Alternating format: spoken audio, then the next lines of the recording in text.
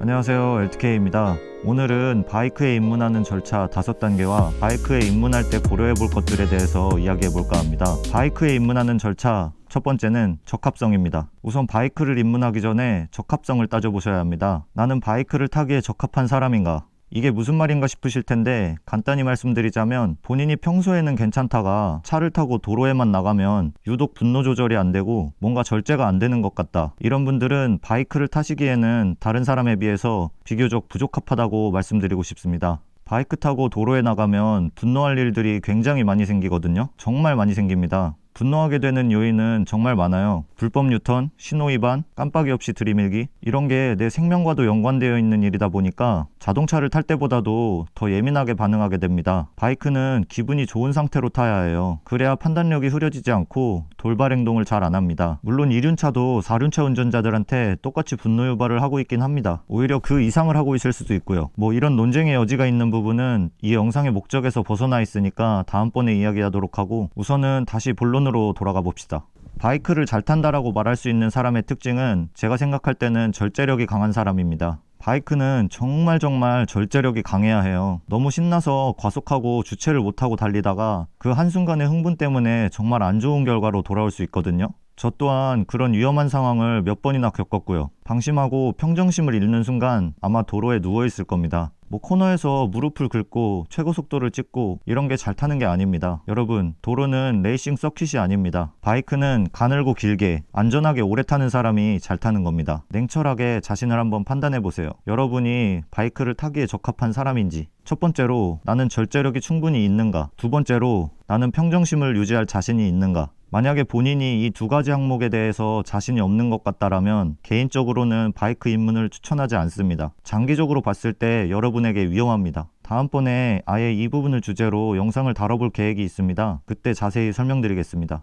자, 만약 방금 말씀드린 관문을 넘어오신 분들은 이제 다음 단계로 넘어가야겠죠. 두 번째 단계는 면허 취득입니다. 면허를 취득하기 전에 내가 배기량 125cc 이하의 바이크를 탈 것인가, 125cc를 초과하는 바이크를 탈 것인가를 먼저 고려해 봐야 합니다. 왜냐면 법적으로 125cc 이하의 바이크는 기존에 갖고 계신 1종 보통, 2종 보통과 같은 자동차 운전면허로도 탈 수 있고, 125cc를 초과하는 바이크는 2종 소형이라는 면허가 있어야 탈 수 있습니다. 어차피 125cc를 탄다고 하더라도 나중에 분명 배기량은 업그레이드 하게 돼 있거든요. 그러니까 그냥 2종 소형은 미리미리 따두시는 걸 추천드립니다. 자, 이제 2종 소형에 대해서 말씀드리자면 2종 소형은 도로주행은 없고 필기랑 기능시험만 보면 됩니다. 간단하죠? 근데 이 기능시험이 문제예요. 아마 소문을 많이 들으셨을 텐데 난이도가 겁나게 어렵습니다. 합격률도 10% 내외? 기능시험 코스 자체가 너무 비현실적으로 만들어놔서 바이크 경력이 오래된 사람들도 다시 시험 보면 불합격할 정도로 조금은 현실에 맞지 않는 시험입니다. 기능시험을 치면 첫 번째로 맞닥뜨리는 게 이 굴절 코스인데,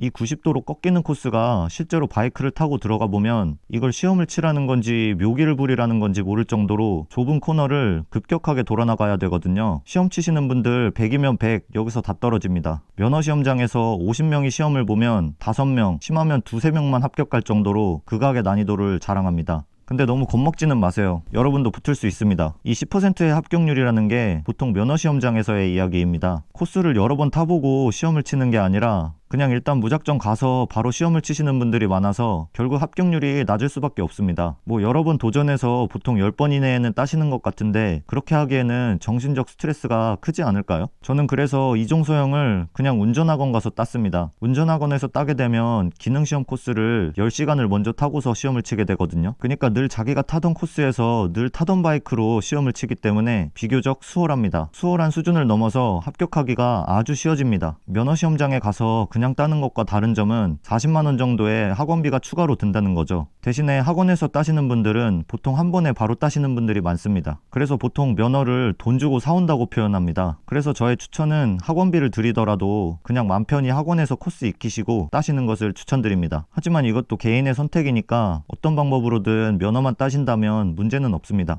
이렇게 우여곡절 끝에 면허를 따셨다면 다음 단계는 바이크 기종 선택입니다. 이 단계가 사실 제일 설레는 단계죠. 인터넷에서 쇼핑하고 택배 오기 전까지가 제일 설레듯이 바이크 기종을 선택하는 단계가 가장 설렙니다. 바이크 기종 선택 시 고려할 사항으로는 엔진 형식, 배기량, 장르, 외관이 되겠습니다. 각 항목에 대해서 자세한 이론적인 설명은 제외하고 간단하게만 말씀드리겠습니다. 첫 번째로 바이크 엔진 형식은 단기통, 2기통, 3기통, 4기통, 6기통까지 있습니다. 각 형식별로 많은 기계적 차이가 있는데 여러분이 체감할 수 있는 가장 큰 차이만 간단히 말씀드리면 주행 특성과 배기음이 다릅니다. 주행 특성이라 하면 출력 곡선, 마력이니 토크니 하는 그런 것들 있죠. 이런 거 다들 아시잖아요. 간단하게 예를 들면 기통이 많을수록 고RPM 영역에서의 출력과 최고속에 유리하고, 기통이 적을수록 최고속은 좀 딸리지만 초반 토크가 좋습니다. 흔히 말하는 빠따가 좋습니다.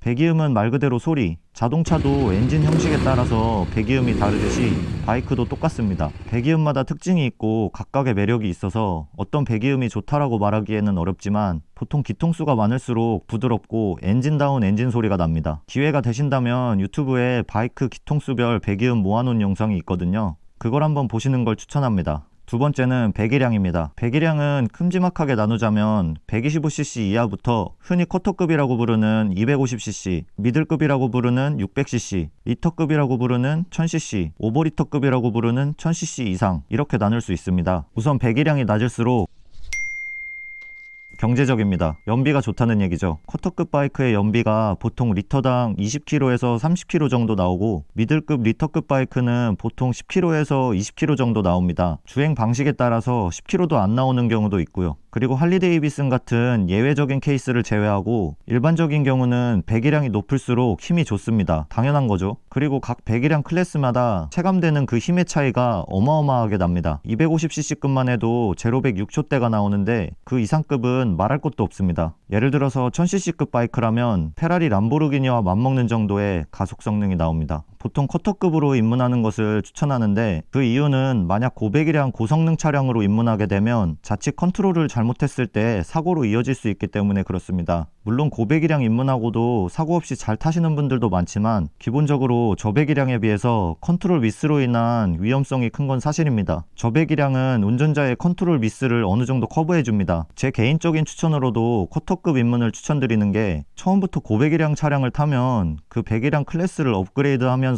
겪는 재미와 그 신선함을 놓치는 거 아닐까 생각이 됩니다. 단계별로 거쳐서 올라가는 게 훨씬 재밌지 않을까요? 물론 이 또한 여러분의 선택입니다. 세 번째는 장르입니다. 장르는 크게 네이키드, 레플리카, 멀티퍼포즈, 투어러, 크루저로 나눌 수 있는데, 각 장르마다 엔진의 특성도 다르고 주행 포지션도 다른데 무엇보다 가장 큰 것은 외관의 차이입니다. 네이키드, 레플리카, 멀티퍼포즈, 투어러, 크루저, 이렇게 다양한 외관이 있고, 레플리카 같은 경우는 핸들이 낮고 멀리 있어서 허리를 숙이고 거의 앞으로 눕다시피 타야 되고, 네이키드 같은 경우는 허리를 세우고 우리가 생각하는 그런 편안한 자세로 탈 수 있습니다. 참고적으로 제 바이크는 네이키드 장르입니다. 네 번째는 외관입니다. 저는 일단 외관을 매우 중요하게 생각합니다. 일단 외관이 이뻐야 볼 때마다 기분이 좋고 더 아껴주고 관리를 잘해주기 때문에 아주 중요하다고 생각합니다. 외관은 좀 별론데 다른 부분이 마음에 들어서 그걸 사는 경우도 있긴 한데, 보통은 본인이 이쁘다고 생각하는 바이크를 사는 게 훨씬 더 정이 많이 가고 만족감이 높습니다.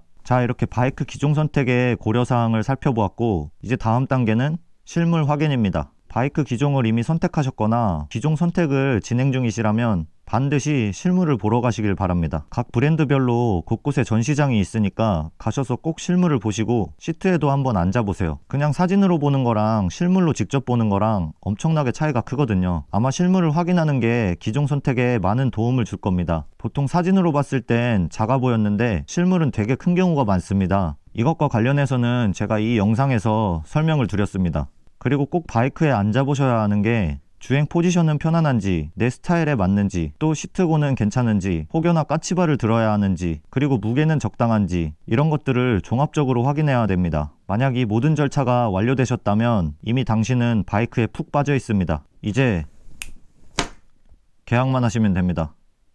자, 계약합시다. 잠깐만. 근데 돈이 없잖아. 오늘은 바이크를 입문하는 절차에 대해서 다뤄보았습니다.